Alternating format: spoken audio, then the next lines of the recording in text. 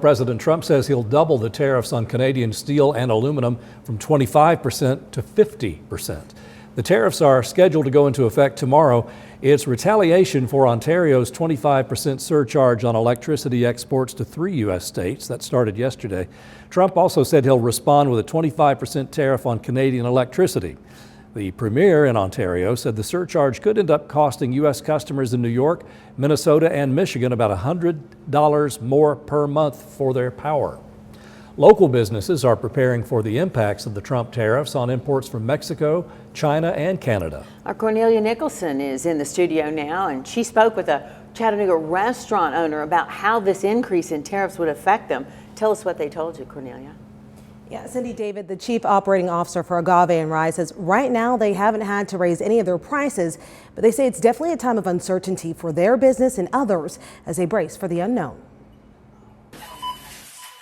New tariffs by President Trump are expected to increase costs on popular Mexican imports like avocados, limes, Mexican beer, and tequila.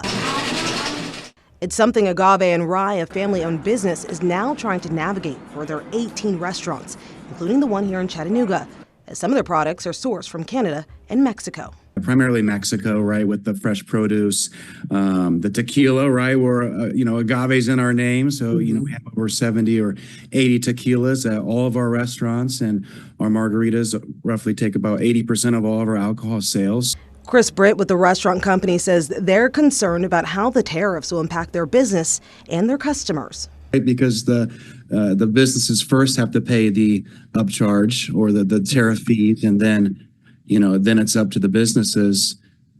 How do you offset those costs, and is that something that makes sense to pass to our guests? With the uncertainty of what's to come, Britt says they're staying proactive and looking at different ways to potentially save on their costs, like locking in fixed pricing with their distributors.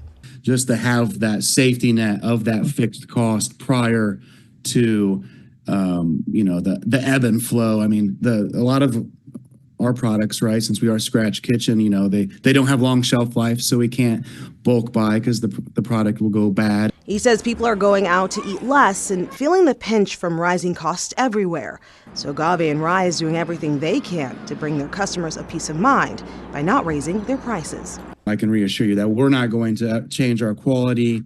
We're not going to currently raise pricing. We're going to try to, do what we can internally to offset any of those costs that happen, because ultimately restaurants can only make all their income comes from guests coming in and purchasing the food and beverage. So the last thing we want to do is give a bad taste in the mouth. Now, Britt says not only are they impacted by the tariffs on produce and liquor, but the tariffs on steel and aluminum will impact them through the maintenance of their equipment in all their restaurants. But he says they are having conversations in their daily meetings about how to avoid putting the extra cost on customers. David, Cindy.